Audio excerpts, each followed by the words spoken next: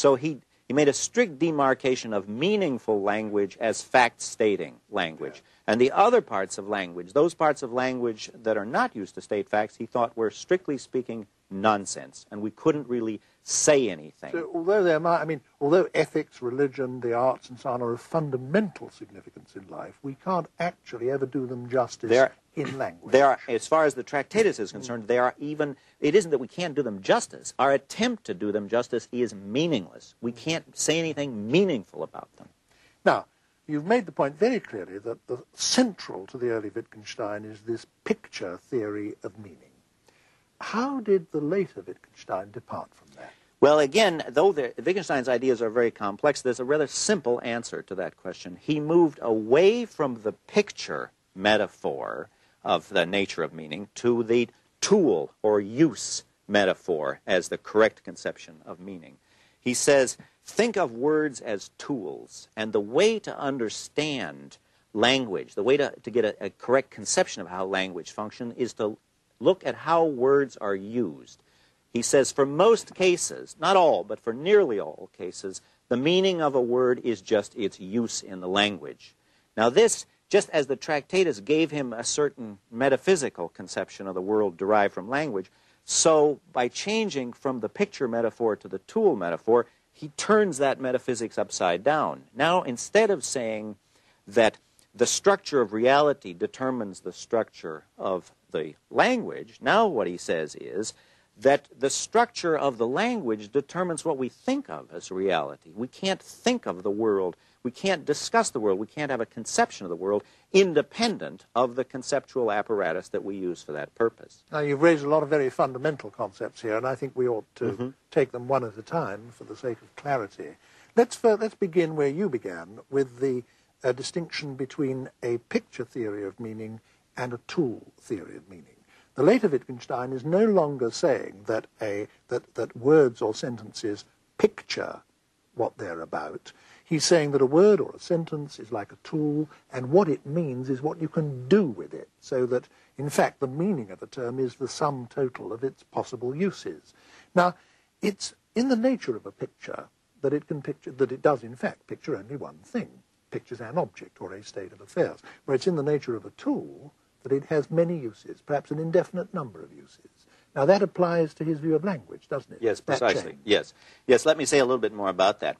Wittgenstein is anxious to insist in the investigations that language is indefinitely extendable and that there isn't any single thing that binds all uses of language together, that there isn't any single essence that runs through all of language. And indeed, for particular words, there needn't be any particular essence that marks the definition of that word. That he says words have a family resemblance of their uses. So that, I mean, he gives the example of game. He says, if you ask yourself, what is it that all games have in common? And he keeps insisting, don't think what they all have in common, but look and see if you can find anything. And then he says, if you consider board games, Olympic games, gambling games, games played with balls on fields and so on, what you find is that there isn't any single essence. There isn't any single thing that all games have in common. There's not even the fact that they're pastimes or diversions, no, because some people play them professionally. Pretty grim, right? Do them for a living and a career. If you've been to Las Vegas, it isn't that those people are just amusing themselves. It's a pretty grim business to watch them at the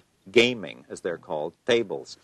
But the idea he has is that the strength of the words derives not from some underlying essence, but from the fact that there's a series of crisscrossing relationships, similarities, and he compares that to the way that the various members of a family resemble each other. And he calls this a family resemblance relation. Now, it might seem like Wittgenstein was just saying sort of obvious points here, but remember, he is militating against a very powerful philosophical tradition.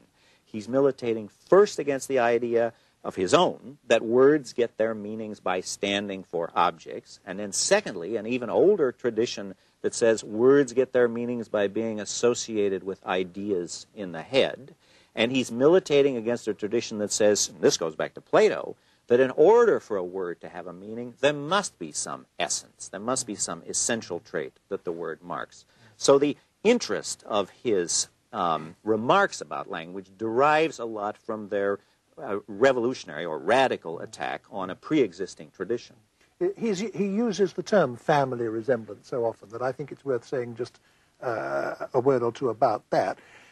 When we talk of a family, different members of a family having a marked family resemblance to each other, it need not be the case that there's one single feature that they all have in common. It need not be the case that they all have the same nose or all have the same chin, but that there's no single feature that they all have in common, just an overlapping and crisscrossing a set of features from which they all draw, as it were. Now, Wittgenstein is saying that this is true of language and meaning, that if we look at a term or a word, it's a great mistake to look for the one thing that it means, because there is no one thing that it means. The meaning of a word is like family resemblance in that case. Namely, a word has several different meanings, like the several different members of a family. There may be a crisscrossing and overlapping set of relationships between those different meanings, but there's no one thing that the meanings all have in common, which is, as it were, the essence of that word. That's right. That's what he's saying. Now, he doesn't say that this is true for every word in the language. No doubt there are words that have strict definitions, but he thought that this was crucial for philosophers to see, because a lot of the words that trouble us, especially in philosophy, I mean, in ethics and aesthetics, words like good and beautiful, which he was very suspicious of these words, but he thought that part of our failure was we were looking for some essence of beauty or essence of goodness, whereas he insists just look at the various resembling, crisscrossing similarities in the use of these words. So he's saying, for example, that we have all sorts of different kinds of talk. There's scientific talk, religious talk, music talk, everyday talk, philosophical talk, such as you and I are now having. And in each of these areas of discourse, language is characteristically used in different ways, and the same words will be used in different ways. So don't ask yourself, what is the specific meaning of this term? Ask yourself, how is this term being used in that particular area of discourse? That was one of his slogans. Don't ask for the meaning, ask for the use. And at this point, he introduces another metaphor. Indeed, it's one of his few technical terms. He introduces the notion of a language game. And the idea he has is that we should see speaking a language on analogy with playing a game, in that characteristically it's rule-governed. We aren't ourselves entitled to lay down the rules. Not everything is determined by the rules, so there is a great deal of slack, room for interpretation. But nonetheless, we're engaged in rule-governed forms of activity.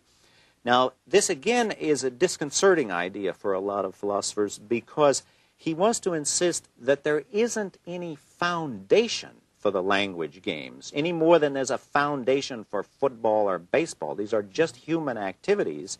And so he wants to get out of the idea that these language games, where the word has its home, where words get their meaning from their role in the language games, he wants to get out of the idea that there must be some transcendental justification or foundation for the language game. No, the language game has to look after itself.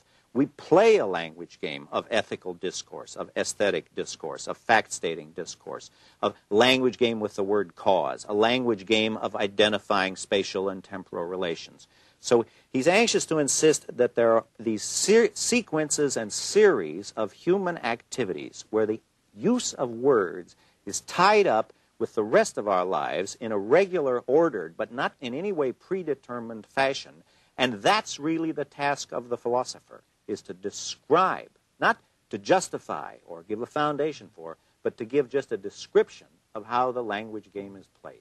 I must say I think it's something of a disaster that he fastened on this term language game, because it sounds as if what he's talking about is something frivolous.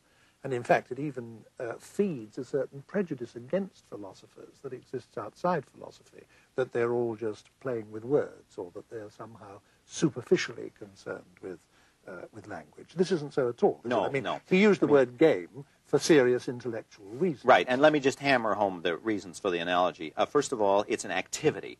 It isn't something sublime that just goes on in our heads, and it isn't an abstract set of relationships. It's an ongoing human activity.